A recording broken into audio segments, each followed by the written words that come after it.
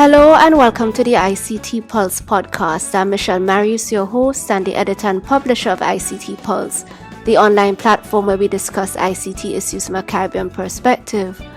Welcome to our May 2019 community chat. Joining me today are Craig, the Enterprise Application Support Manager at the St. Augustine campus of the University of the West Indies in Trinidad and Tobago, and she's also one of the coordinators of the Caribbean Network Operators Group, CaribNOG. And we also have Matthew Cowan, who lives in Martinique and is a consultant and the founder of Digital Futures, through which he wants to help small and medium-sized enterprises across the Caribbean develop and implement their digital transformation strategies. Matthew is also the writer and publisher of the Future is Digital newsletter. Claire and Matthew, welcome to the community chat. Thank you, Michelle. Welcome. Thank you very much for inviting me. Okay. So in this community chat, instead of discussing two distinct topics, we'll be focusing on just one: the ride-hailing, ride-sharing business model and other similar configurations. The ride-hailing business model has been popularized by firms such as Uber and Lyft, where essentially it's a platform that has been developed to connect people who need taxi services with ordinary motorists who can deliver that service. The ride-hailing model has been adopted by several businesses across the Caribbean, and individuals have been signing up to provide services for similar models that have been applied in a variety of fields. Matthew will be leading us off in our discussion on whether or not the ride-hailing business model can act as a positive complementary service to the public transport system in the Caribbean region. And we will eventually move the discussion to the possible impact of that model from a social policy perspective, which Claire will guide us through. Matthew, you're up first. Take it away. So as I write the newsletter, there are a lot of questions that come into mind, and obviously I look at what's going on around the world. And one of the things that came up quite often is about this last mile problem that we have with all sorts of infrastructure services, including public transport. And I think if we look at the current state of public transport in the Caribbean, we can see that it's often quite fractured. It's quite expensive. It's often unreliable. Timetables don't really match, or sometimes they're not even existent. And there are a number of problems associated with safety and sometimes with security. So I kind of was wondering to myself whether the Uber business model could be something that could be complementary to aid people that would need transportation services, but it would be difficult for them to get those transportation services with the current situation. So if I take the example of Martinique is a very hilly island, and there are public transport services around the larger towns. In Fort-de-France, we have about 100,000 people living in Fort-de-France, and so there are, taxi services, there are bus services, and those bus services reach out a little bit further than the center. But as soon as you get a little bit outside the center of town, then obviously you get into, hilly rural areas. And, those destinations are just very difficult to access. The roads are not particularly good. There are lots of sub streets and roads that go off into a woody area, and there are a lot of houses and people living in those zones. And those people are the people that do need public transport and may have to walk quite a long way sometimes in order to do that. So I was trying to think to myself, would it be a viable solution where a local government could develop an integrated transport system to allow the different types of transport. Here in Martinique, we have buses, like standard buses you get pretty much everywhere. We also have those shared taxi cabs. They're kind of like minivans. You find quite a lot in the Caribbean. And there's now a tramway which is up and running since about a year ago. It started running. It's not a tramway on rails. It's actually on wheels. And so it was trying to think about whether those services could link together, hook together in their timetables, and then provide that last destination for the population that needed it by these kinds of ride-hailing services that would make themselves available. And I was thinking that, obviously in the Caribbean, there's a lot of friendships, people in the communities, in the little villages, in the areas that could work together and help, take people backwards and forwards for, appointments. And this really came about because there are a number of things that are happening in our world at the moment. That is, people are getting older. We've all seen that. We've all seen the population is living longer, and it puts a lot more stress on that. But the physical reality of that is that people are not able to get around in the way that they used to. There's also the issue with car ownership. Car ownership, quite frankly, is expensive. On average, we use our cars something like 5% of the time that we have it as an owner.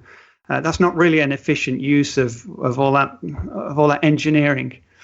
And so again, it was thinking whether those bits and pieces could all slot together, and people that could have a car, that could offer those services, could actually make a little bit of money from that, and obviously provide a service. So that's really where I started off. Excellent. Claire? I was listening to Matthew, and I found it rather interesting because some of the arguments put forward for such a service seem to be some of the same arguments I thought may hinder such a service, which are the expense of the service, the fact that the safety and security issues with such a service, as well as you spoke about some of the infrastructure for that last mile. And I'm just wondering whether persons would be interested in actually providing a service for that last mile where the infrastructure wasn't good, where you had to use your own vehicle, as you'd have to invest in a vehicle to provide such a service. And it would seem to me that would be the role of the government to provide that type of last mile service. Those were just the things that came to mind in hearing you frame the conversation, Matthew. Yeah, I think, these are all very valid points. And I think sometimes some of the difficulties can actually be looked upon as opportunities. I'm not entirely convinced that every government has the ability to provide the kind of services that we really do need on a day-to-day basis.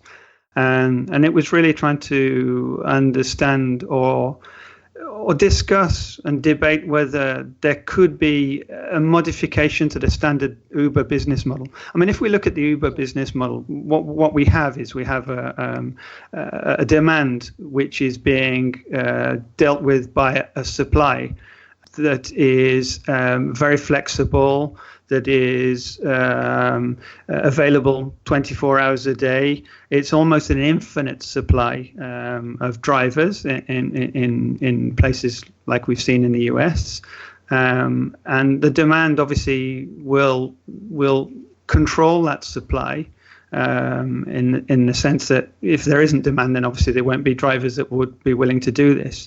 And so it is a very difficult argument, and I think it's an extremely difficult proposition for a government, any government, to provide services in those rural areas. I mean, I think we've even seen that in some of the larger countries, like in the UK and in the US. And I think you're absolutely right. Safety is a major concern. Safety not only in the sense of am I safe in this car? Is it insured properly? Has it been maintained properly? But also physical safety. I mean, we have seen some incidents which are less than desirable. But I think it is an opportunity for us to have a look at and think maybe there are a few little bits and pieces we could do. And this came about as well because of some of the associations locally. And I took part in some discussions locally. I think we can get into that a bit later, but it was a very interesting discussion, and some of the things that were coming out where people were saying, okay, we've got a problem with mobility, let's try and fix it ourselves because nobody else is going to fix it for us. Right. Matthew, the thing that also strikes me is the fact that you're talking about rural areas and we're talking about technology. And a lot of the time, the technology is not in some of those rural areas. So again, we're going to have to be a little bit more innovative. How are these persons out there going to be able to participate if they do not have access? And access is one of the critical things for us, particularly in the Caribbean, small island states, where the infrastructure may not be the kind of infrastructure that you may find in the US or in the UK and Europe. I mean, I think that's a fantastic point. It really is, and that really is a major barrier. Infrastructure is not just the infrastructure around roads and cars. It's also about the internet. If we're looking at technology, particularly on an Uber type basis, where we're going to look at our smartphone and hail a cab or hail a ride, I think there is a conjecture of pieces that are all coming into place slowly with new technologies on wireless internet. They are being deployed wider and wider. As always, we in the Caribbean tend to get these things a little bit last minute, and sometimes, sometimes I don't want to say poorly deployed, but they're not always optimal. And a lot of these technologies tend to be optimized for, big urban areas. But I think the 5G technology seems to have something a little bit different that might, if really seized upon, could provide a good internet, or at least good enough internet services to rural areas. I mean, there are always going to be pockets that it's just, I wouldn't say it's impossible. It's just going to be very difficult and very expensive. That's the case. And I think if we're in if it's a completely profit seeking industry, then it's going to be difficult to supply the areas that are not going to make profit for them. There has to be at least some mutualization of that, where there's subsidies that will help people that are most underserved. But I think you're absolutely right. And these kinds of things can't happen overnight anyway as well. I mean, they do take time to set up. They do take time to be widely deployed and widely accepted, because we're talking about technologies that are not particularly easy. And if we're talking about the types of population that I've been mentioning earlier, the older population that are perhaps reduced mobility, physical mobility, then they're not going to be getting on Uber tomorrow to hire an Uber X. Do you see what I mean? But you're absolutely right, and I think these are questions that do have to be answered and discussed thoroughly at government levels, definitely. And the thing is, what I like about the discussion is that these things may exist in the developed countries, and some of them may be appropriate for us, but we cannot just import them wholesale. So we may have to tweak them in ways that would, as you said, if you're looking at the older population, if you're looking at people with differently abled, if you're looking at people living in rural parts of the country, then the technologies that may work for some of these developed countries may not necessarily work in our areas. So, for instance, in the Caribbean, our credit card penetration rate is just about 20%. And for a lot of these Lyft type and Uber type models, you need to go on and have a credit card. So we need to then find, if someone doesn't have a credit card, how do we pay for these services? Do we go back to the cash-based services which are currently used? But then you're looking at an entrepreneur, and you're looking at asking people to work with money. So here comes again the safety and the security issues that we spoke about earlier. So there are so many, little things that we really have to look at and see how, being in the Caribbean, we may have to adjust the model so that it fits with our residents, with our culture, and with our climate, and some of the different issues that we are faced with on a daily basis. Yeah, absolutely, Claire. I completely agree with you. And I've been living in Martinique now for 14 years. And I think one of the big things that I've come to understand is that, yes, there are a lot of things we just can't import, as you said.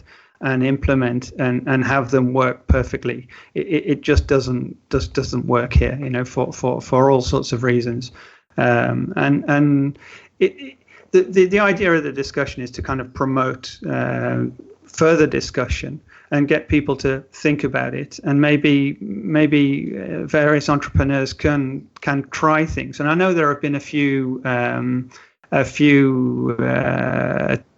attempts, shall I say. I know that Uber was they started operations in Trinidad, and they shut down after about a year's use. I think they had about 500 drivers and around 7,000 active users. And they, despite that, they still shut down. And I think it was after there was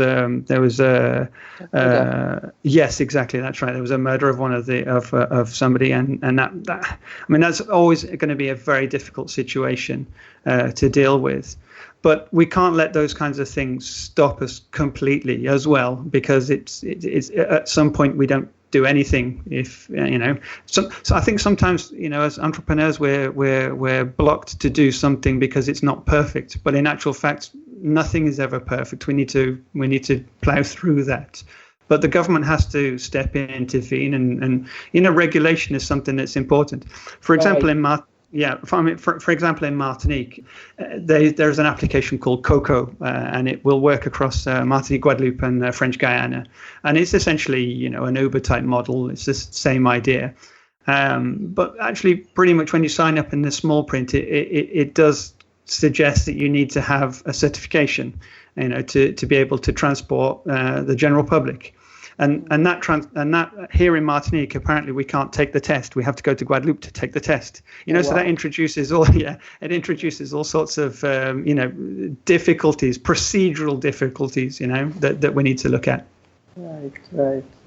Folks, I have a question, because as much as there was, I guess some of the discussion has been on these sorts of services being deployed in the rural areas, one may find that for the business models to be viable, they probably need to be deployed in the urban areas, and then the services in the rural areas will basically be a value add, but the core of it, in terms of making it viable, would occur in the more populous areas of a country. So the questions that I want to ask you is in respect to now perhaps the other established standard forms of public transportation, your buses, your taxis, your minivans, or whatever it is, and the extent to which those might be cannibalized by the ride-sharing models also being introduced, and what are your thoughts on the impact that it could have? So you're absolutely right, and I think that so the business model is going to require volume. That's for sure. Once you have volume, you have what is essentially a cost of goods sold. So you've got your cost of the services that you're going to sell on to allow you to make a profit. You're not going to do that if you're attacking only a rural area that has a sporadic usage. But if you're already profitable in an urban area, then and you've lowered your costs of goods sold, then you can effectively add on areas that are possibly worse served in order to provide those services wider.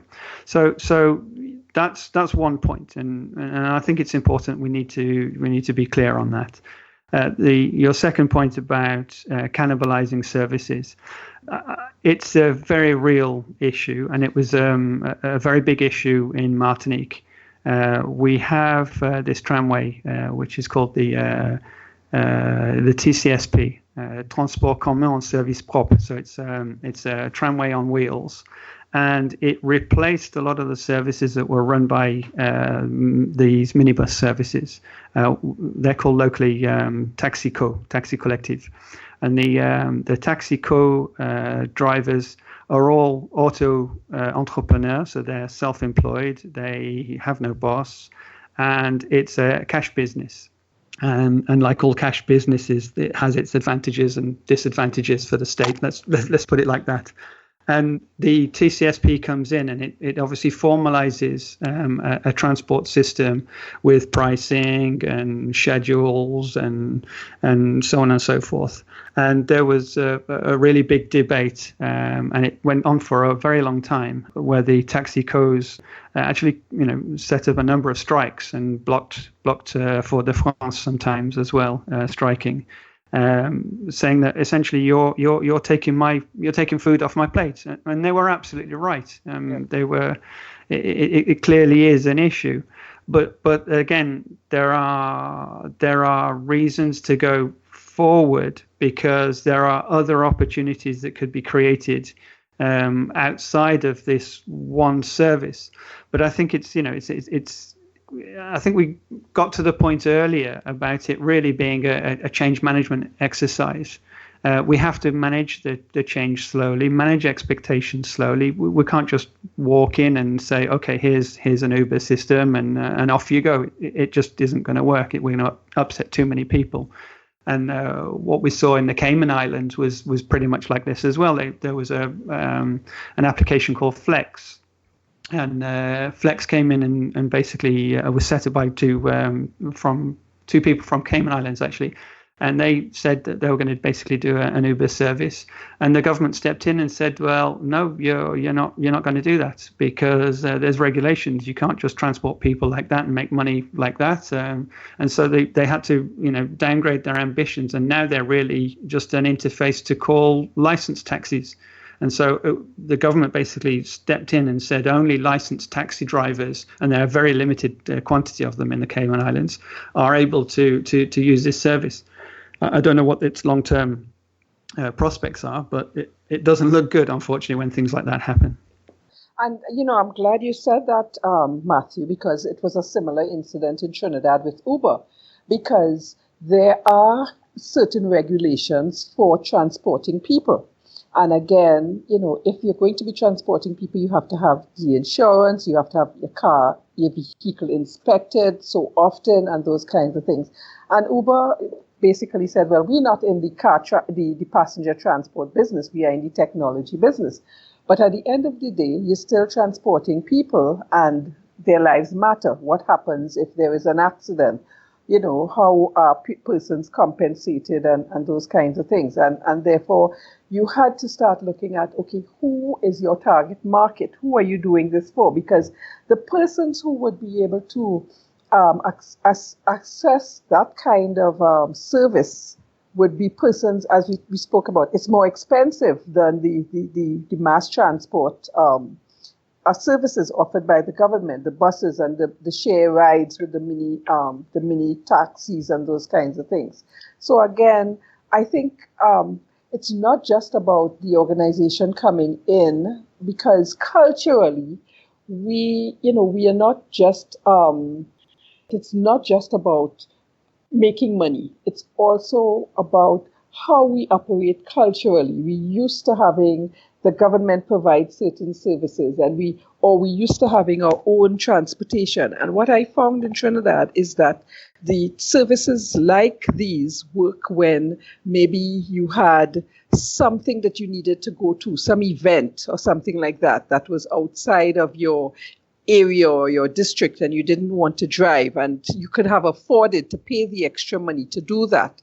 But it wasn't something that persons used on a regular basis, like I will use this every day to get to work, because then you had the issues of traffic jams and the cost of being stuck in a traffic jam to get from point A to point B and some of those things. So there are a whole lot of things that we really need to think about when we start to look at implementing some of these kinds of services that are different from the norms that we are accustomed to. I'm not saying that they wouldn't take off, because I know even though Uber has left, there are some other companies that have come in and have started some of these services. And as you said in the past, certain persons have used it. But again, I think with these things, you have to look at who is the target market, who is going to benefit from this, and what are some of the risks that we're going to have to look at before implementing some of these things. Yeah, I mean, there's a great point, and the target markets are really something that the the economist-minded people that are setting up these systems need to really look at. So, for example, I was in what we call a pit à pitch in Martinique. It's basically a format a little bit like the old cockfighting pits, where somebody will come up and they will pitch their idea. And there were 3 pitches over 5 minutes each, with a jury that would give some feedback, and then the public could offer feedback as well. And out of the 3 pitches, 2 of them were about addressing needs where public transport clearly was behind or didn't leave them any help at all. So, for example, one was for more of a high-end sort of ride-hailing service, whereby I've got an event and I want to go to that event, but I'm with my friends. There's 8 of us. I don't want to be taking a car or several cars, having a drink, and then having the risks associated with that coming back. And so this was more like a ride-hailing service at the top end of the line, saying, okay, well, I'm here. I'll take everything for you. I'll pick you all up at your houses. I'll take you to the event. I'll come back at the allotted time, and then I'll take you all back to your houses, and everybody will be safe. And I thought that was a very good idea. It obviously needs a lot more thought about that in terms of its business model, and see if it can be supporting. The second one was really to do with the less abled people in the community that have appointments with doctors and physiotherapists and so on and so forth, to replace a system we have here, which is called the TPMR, which is Transport pour Mobilité Réduite, which is a kind of a taxi service with people in wheelchairs or people that are unable to walk and can call those services and organize those services. And that, unfortunately, is quite fractured as well, because it's lots of different companies, and there's a bit of competition between them, so on and so forth. But it's not particularly easy, and availability is not always there as well. So it was trying to address those needs. And what was interesting about this to me wasn't necessarily that these were established people in the industries that they were trying to work in. These were young people, pretty much just out of college, that were saying, my auntie is 74, she has a problem, and I would like to try and fix something for her. The other one was the kind of Generation Z, where he says, well, I want something, and I want it the way I want it, and I want it now. And I think we've got to be very careful not to frame our discussions in terms of what we know or what we grew up with, but in terms of what the next generation want to see and what they're demanding and what they require now. And I think that's important that we try and frame that in those terms as well, because the biggest users of those systems are going to be that generation. It's not going to be us. We've got our cars, or we've got our habits, we've got the way we work, but they don't, and they're ready to build stuff that's not there for them yet. Excellent. So, Claire, I think this is a good point for you to take over and to lead us through the social impact discussion.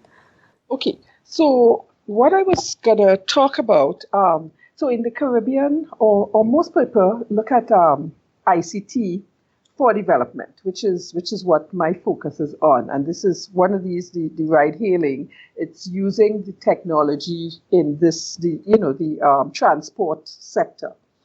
But a lot of them look at it from the point of view of, okay, what technology is being used in certain countries? And I'm saying, let us look and see how we could frame that technology, how we could look at and see how can ICT be a catalyst for driving social development within our region. But for us to understand that, I identified a couple of definitions for what is social policy. So social policy is a subset of public policy, and it is defined by the United Nations Research Institute for Social Development as public policies and institutions that aim to protect citizens from social contingencies and poverty, and ultimately to enable them to strive for their life goals. So, Matthew, you were talking about persons, disabled and older persons, and how do they get access to some of these services. They also say social policy should be conceived as involving overall and prior concerns with social development and as a key instrument that works in tandem with economic policy. So when you start talking about economic policy, you're talking about the government, because this is to ensure equitable and socially sustainable development. And that is what we're looking to see. These services, when we offer it, are they really bringing any value to our shores? And again, another person described social policy as one means of ensuring that some of the economic surplus generated by members of society is used in the maintenance of certain standards in the areas of health and education and general welfare of our population. What I have found, however, is more specifically, it is my belief that ICT policies, for them to be effective in delivering these social policies, it needs to be holistic and it needs to involve multi-sectorial. So it cannot just be the government or the transport industry, or because you have to bring other persons in and have dialogue around some of these things, because the ecosystem is such that you touch one thing and it has implications for the other. So we have to look at the whole multi-stakeholder approach. So some of the questions that I came up with, therefore, because we saw that Uber was introduced in Trinidad and it didn't work. So did it create jobs? Did it stimulate any economic growth? Are these businesses really conducive to how we operate in the Caribbean? What about our governments? Part of the problem with the Uber in Trinidad was that the company and the government did not see eye to eye on the model. The company said, this is how we do business. And the government said, the way you do business is illegal in our country. So do we have frameworks that look at changing our laws to help with innovating? Do we have frameworks that help with just updating the way we understand things to operate in the past that will help us to be more innovative and more creative to be able to provide some of these services for our citizens? And those are the questions that I am asking right now. How do we treat with the fact that some of these services, as I said previously, will require the use of the internet for persons who are not connected to the internet, or require the use of credit cards, where we are a cash-based society, and especially in Trinidad, where crime may be one of the issues that would prevent you from wanting to go around with large sums of money.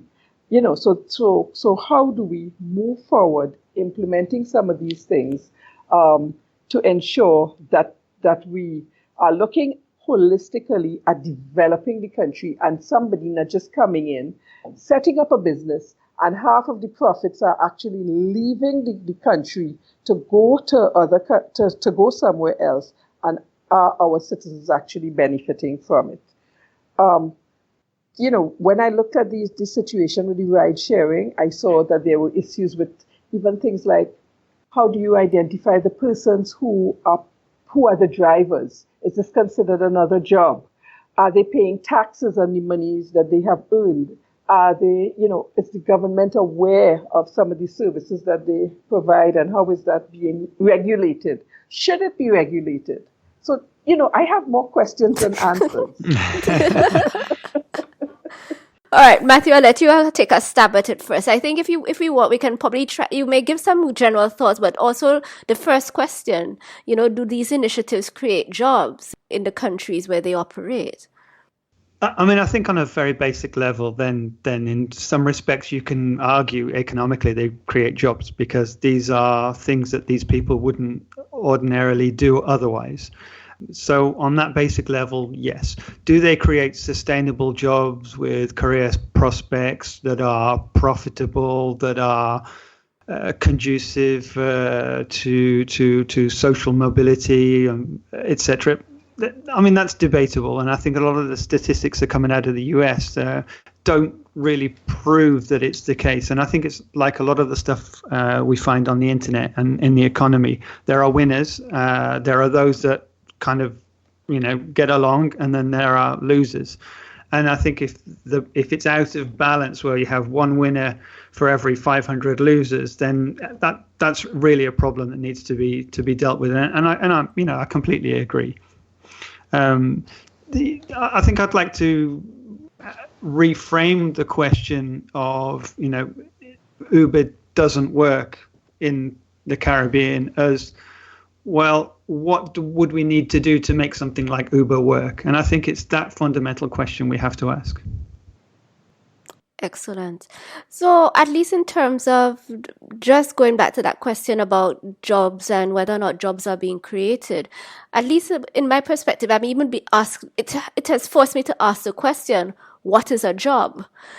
Because what I think is happening is that with some of these models, people are finding alternate sources of income and are augmenting, the income streams that they have. But what you may also find is that governments don't know how to categorize this kind of business and people getting involved, citizens getting involved. So you may find that, government surveys are not able to pick up that these people are maybe working or maybe have a job. So I'm not sure whether or not the question is whether or not it's creating jobs, because hopefully there are locals who are getting additional income, which is getting into the economy. I guess agreed that the platform owner might be getting the bulk of the revenue, and that may be going offshore. But at least for what is happening within a country, there may be some improvements, but maybe not in the traditional ways that we have come to know. Mm-hmm. Right. The thing is, Michelle, part of the thing is it's the underground markets that some of these may be creating. For instance, as you said, there aren't jobs in the traditional sense, and are the surveys and our data collection mechanism picking up on some of these things. But currently, we do have some of these underground markets where persons, for instance, in Trinidad, we have something called the private taxis on the road. So persons use their own vehicles to transport people in areas where the normal taxis do not operate for various reasons, because the roads are bad, the infrastructure is bad, because it's a dangerous area and you live in that area, so you are comfortable driving there and those kinds of things. But you are not regulated by our motor vehicle and transport system. Nonetheless, people use them because that is comfortable with them. But the government cannot collect taxes on those persons, and they are also not counted in those statistics. But the money remains in the country. So I'm saying, how do we harness the technology to make some of what we are currently doing more in line with servicing the persons in the way we would like them to be serviced? So we know that people have jobs. We know that they're getting income. We know that the government can then have statistics to back up what is happening in the country. And this is where I see technology coming into place. But we need to find ways to implement it in such a way to bring all the different players on the table and get the data that is needed.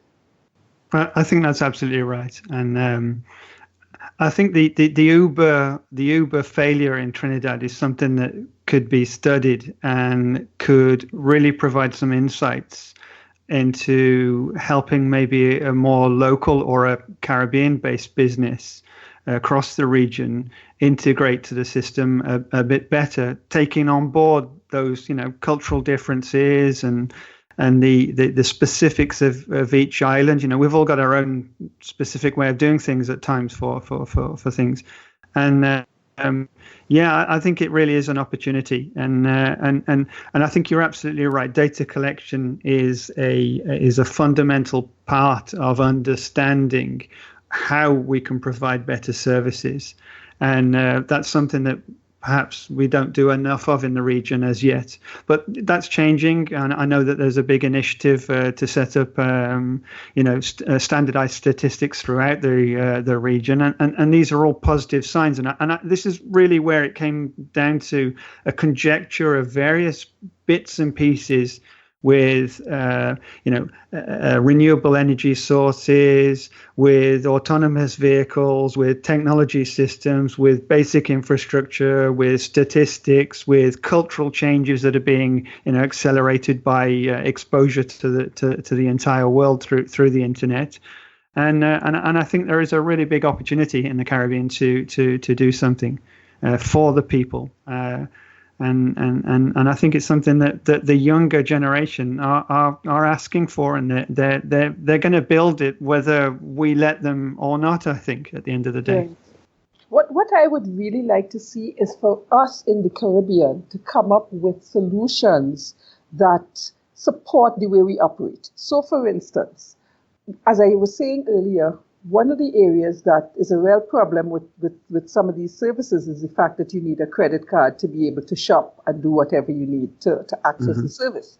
There is a company right now that recognizes that we don't have credit cards, but we do understand these systems like Western Union, where you go and you get money from persons who send it abroad and those things.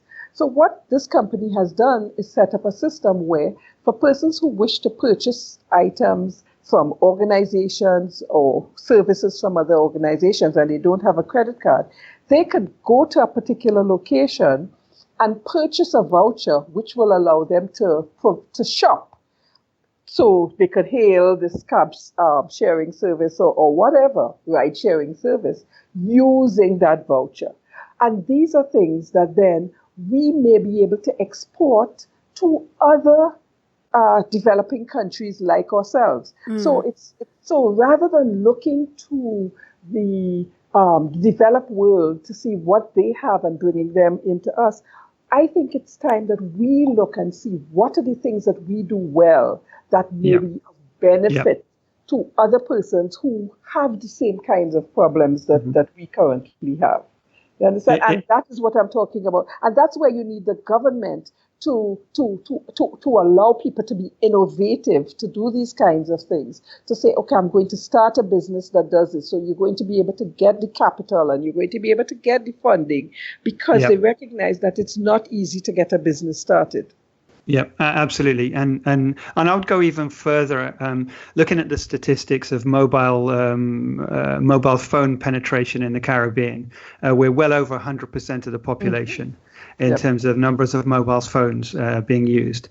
So there's a fantastic opportunity that online banking could be linked to mobile phones, whereby you could purchase, a bit like you can purchase, a recharge for, extra minutes or extra data on your mobile phone. Why not a voucher for a ride-hailing service or something the like, which would stop you carrying cash, which would reduce risks, in for security terms. B, it would reduce friction, because this is the big problem when you want to go somewhere. The friction of trying to find a cab or trying to find a bus service is such that it's sometimes dissuasive. So it will reduce that friction. And once you do reduce that friction, then that's where people will start using these alternative means. And I think there is a fantastic opportunity, and if we do that, you're absolutely right. We can even export that wider afield. Definitely, this is all in the right direction, and I think we're slowly coming around to it. There is also that you mentioned about regulations and governments. There is unfortunately still a bit of a protectionist attitude in some places, and I think we've got to break that down a little bit more and allow the innovators that have studied often externally and come back and have all sorts of ideas and innovative ideas, and even those that have studied locally have some great ideas as well. And I think we need to promote that. And if we stick to what we already know and what we've already done for the last 40, 50 years, then it's always going to be difficult to change that. Yeah, absolutely. Actually, okay, so I have a couple of points. One of the things that came out for me clear in what you were saying just a while ago is the fact that I think what we need, especially in the region, is to really think about the ecosystem and not necessarily just the app or just this single platform. Because as you rightfully said, here it is that you may have this wonderful service, but if you don't have the supporting structure, such as to allow for digital payments, for example, then it is being hindered in various ways and really may not solve the problems that you hope that it can solve. Right. And I'm also thinking that in terms of innovation and the whole issue of protectionism, I think we find ourselves in a dilemma here in the region where our governments say that they want people to be innovative, but whether or not they've really sought to put the enabling environment to the appropriate enabling environment, I think, is still lacking in many respects. So there is a protectionist element or that probably still is at play, and then you have the sense that we want innovation, we want people to think out of the box, we want innovation for wealth creation and all of that sort of thing, and there may be a disconnect between the two at this point in time. Definitely, especially as you were saying, we don't have an enabling legal environment. So all our laws are archaic and don't really recognize that this is we're moving towards digital economies, and therefore our laws need to recognize that the way we did business in the past may not work in a digital economy. Our school and our education system may not support the type of people who will be creative, who will be innovative, who would be willing to take risks. Because risks in our systems is not encouraged, So you always hear, that failure is not an option. So therefore, people do not want to do anything that may cause them to fail. How do we change those mindsets? How do we encourage young persons to know that it might be okay to have a startup rather than going out there and looking for a job, because that is what their parents did? How do we encourage the banks to say, all right, this is an 18-year-old coming out of high school with a good business idea. Let me take a chance on this and not, want him to have all kinds of collateral that he or she may not be able to have. So all of these things really have to work together for us to, whether, we were talking about the ride-hailing system, but in the environment, we have to be able to provide all the different tools that whether it is that sector or whether it is some other sector, persons feel comfortable to know that they can take the chance and they have the supporting environment around to make it work. Excellent. Folks, we are blowing past the time. I think we probably need to begin to wrap up. So, Matthew, I'll let you just perhaps respond to Claire and any other thoughts, then Claire, and then I will sign off. Okay. Yeah, absolutely. I mean, it is great to hear this, and this discussion gives me a lot to think about going forward. But this cultural change, it always reminds me of that famous Ernest Hemingway quote where when he was bankrupt, he was asked, well, how did you go bankrupt? And he said 2 ways, gradually and then suddenly. And I think change is often like that. We see it gradually moving forward, and then suddenly there's an inflection point. And I think we need to be aware and need to be ready for that. And the digital economy is coming, and the changes are coming, and we can either fight against them or we can embrace them. And I think really we should embrace them. That doesn't mean throwing the baby out with the bathwater. That means, putting in the right institutions, the right systems to allow a certain amount of flexibility. Because if there's something we've learned from the digital economy, is that it requires space and flexibility. Great. I really enjoyed this being part of this and this conversation. It, as I said to you, Michelle, this is not something that I may have thought of, this topic. Mm-hmm. But what it helped me to truly understand is that our needs aren't unique. They are needs that are experienced, whether you're developed or developing nations. And as a result, we have to see that we can come up with solutions that can help wherever these problems may exist. But we need to work together in whatever different sectors we belong to, and and come up with ideas and come up with solutions that are the benefits to not just ourselves, but things that may be exportable to help our economies, especially for us in the Caribbean, where, foreign exchange is tight and those kinds of things. We need to be looking at what can we export rather than what technologies can we import and adapt for our conditions. So I really, as I said again, I really enjoyed being part of this discussion, and it has given me a lot of food for thought moving forward. Thanks for inviting me. Okay. So, folks, thank you so much, Matthew and Claire. I was quite concerned about just basically having one topic to discuss, although I recognize that it could, that we had different angles that we wanted to look at. But I was thinking, boy, that might be, we might be pushing it to try to get to perhaps about, 40 minutes worth of conversation, but we have blown past that. And I think one of the things for me is that as much as we focused on ride sharing and so on, I think what came out for me is that some of the issues and the challenges are going to be common because we're trying to examine innovation and see how best it can be fostered in the region. Yes. So I think it was an excellent discussion, and I think that in other areas there might be food for thought that can still come out of the conversation. So thank you both very much. Thank you so much. Thank you for inviting me. Thank you very much, Claire, for the excellent discussion. And you too, Matthew. Thanks for raising this issue and, making me aware of some of the things that are happening within our region in this area. Thank you. That's it for today's episode. Thank you so much for listening to the ICT Pulse podcast. You can find links to some of the things we talked about on our website, ict-pulse.com. If you like this episode, please show your support by leaving us a review on iTunes, as it will help others find the show. You can email us at info@ict-pulse.com or drop us a note on our Facebook page, facebook.com/ICTPulse, or via Twitter @ICTPulse. We hope you'll join us again for our next episode. Take care.